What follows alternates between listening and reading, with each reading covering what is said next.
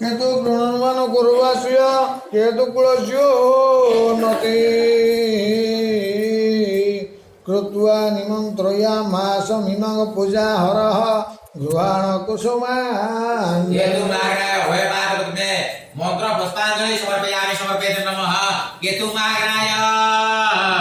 नमः नमः आदित्याय नमः करते बोला हरि हरि बोला हरि हरि बोला हरि हरि बोला स्वस्ति पुण्यानुपुण्यानि भवन्तु विज्ञापया वचता कौरमणिभ्यो शुभंवत राज्य प्रजानाम शान्तिर् भवन्तु अत्र नागस्य गोत्र सीमान कमलकान्त वीरवर्णः नागस्य गोत्र तस्य सपत्नी नंदो प्रभावित वर्मने उभरमपद्यमत्कारित इष्टिकामद्विशाल नवीन चौदगृह प्रतिष्ठांग समय आदित्यादि नवग्रह पूजा यथा सुकृतम तत्सुकृतमस्तु शुभं भवन्तु शुभं भवन्तु आदित्य